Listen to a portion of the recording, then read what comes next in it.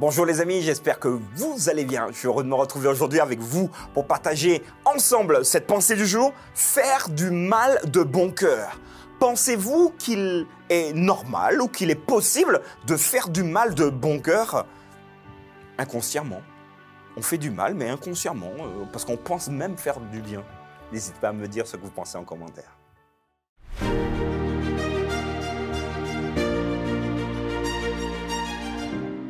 La pensée du jour se trouve aujourd'hui dans Actes chapitre 9, versets 3 à 5. Comme il était en chemin et qu'il approchait de Damas, tout à coup, une lumière venant du ciel resplendit autour de lui. Il tomba par terre et il entendit une voix qui lui disait « Saul, Saul, pourquoi me persécutes-tu » Il répondit « Qui es-tu, Seigneur » Et le Seigneur dit « Je suis Jésus que tu persécutes. Il te serait dur de regimber contre les aiguillons. » Voilà les amis, je vous posais la question il y a quelques instants de savoir, d'après vous, s'il était possible de faire du mal de bon cœur. Alors, je ne sais pas ce que vous avez déjà mis dans les commentaires, mais certains diront « Mais non, mais si on fait du mal, on sait qu'on fait du mal. » Ou parfois, effectivement, on fait du mal, mais on ne s'en rend pas vraiment compte. Ça peut arriver. Et j'aimerais vraiment vous apporter ces éléments de Paul, qu'on appelle également Saul. Saul, c'est quelqu'un de dévoué pour le Seigneur. Il aime tellement le Seigneur que ceux qui ne suivent pas sa religion sont vus comme des parias et donc finalement, il se voit attribuer une lettre de recommandation lui disant « Tu peux les traîner en justice, tu peux les faire mettre en prison, Paul. » Alors, fier de cet honneur qu'on lui fait, donc il prend son courrier et il part à la recherche de croyants, de chrétiens, des gens qui se sont dit, mais on voit au travers de Jésus le Christ, donc ce Messie qu'on attend.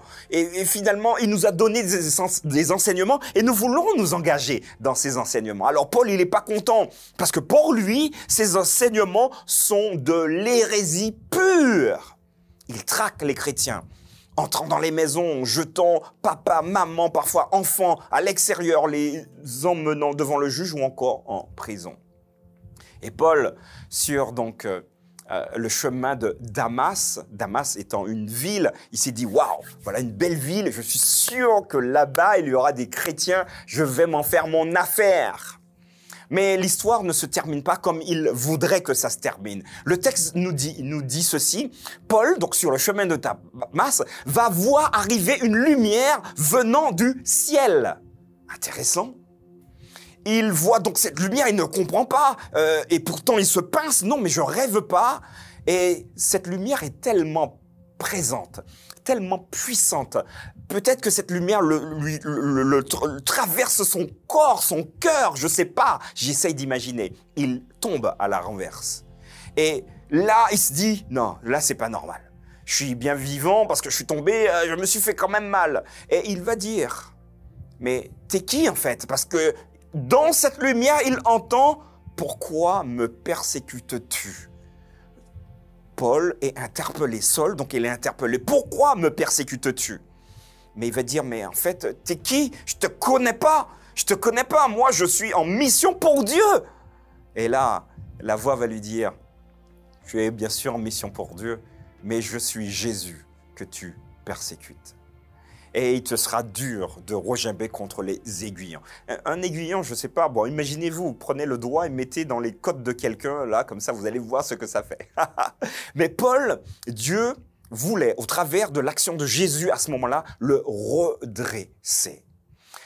Parfois, Dieu également veut nous redresser et il peut nous faire tomber pour que nous puissions, alors tomber, vous comprenez bien, pas pécher, mais avoir un temps de réflexion pour qu'on puisse vraiment se poser les bonnes questions de notre vie, dans notre vie. Alors oui, nous sommes au sol, mais qui es-tu en fait, Seigneur? Qui es-tu? Alors, peut-être pour la première phase, j'aimerais nous inviter en tant que croyants chrétiens. Les amis, nous ne sommes pas là pour persécuter qui que ce soit parce qu'ils pensent différemment que nous, de nous. Et j'aimerais vraiment encore nous inviter que, en vous disant, mais je le dis simplement, ce n'est pas notre activité principale d'aller persécuter des gens, aller accuser X, Y. Invitons tout chacun, quelle que soit la dénomination dans laquelle vous êtes, invitez tout chacun à regarder le Christ. Si vous voulez voir le Christ, regardez les 4 évangiles, Matthieu, Marc, Luc et Jean. Et si vous voulez être disciple du Christ, n'écoutez personne d'autre que ce que le texte va vous dire. Faites comme Jésus a fait, dans tous les détails, sans rien laisser. Et là, je crois que nous nous entendrons également. Et vous verrez que finalement, les peccadilles, les disputes, les discussions inutiles disparaîtront au fur et à mesure. Pourquoi? Parce que vous et moi, nous prendrons le temps de regarder Jésus comme révélé dans les Écritures. Alors Paul, oui, il pensait bien faire en allant persécuter les chrétiens. Mais il a fallu que ce soit Jésus qui lui dise maintenant stop. Et je crois que Dieu connaît le cœur, le fond, le fond, il a un bon fond, Paul. Il ne le faisait pas volontairement, enfin plutôt oui, mais dans le sens il pensait bien faire en persécutant les chrétiens. Jésus va donc prendre cette détermination qu'il a pour lui dire maintenant, tu vas être à mon service.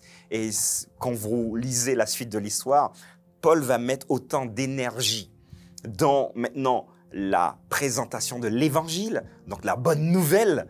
Il a simplement transféré l'énergie de la persécution en énergie de l'évangélisation. C'est vrai, les deux se terminent par sion, évangélisation, persécution, mais il a vraiment choisi le bon côté. Alors peut-être que vous voyez comme Paul aujourd'hui, et l'invitation pour nous, pour moi également, c'est de pouvoir nous engager dans cette dynamique. Alors, est-ce que nous pouvons faire du mal de bon cœur? Ben oui, ça peut arriver. Mais si nous écoutons Dieu nous parler, si nous écoutons Jésus nous parler, il va, comme Paul, nous permettre de changer de braquet pour être efficace à son royaume.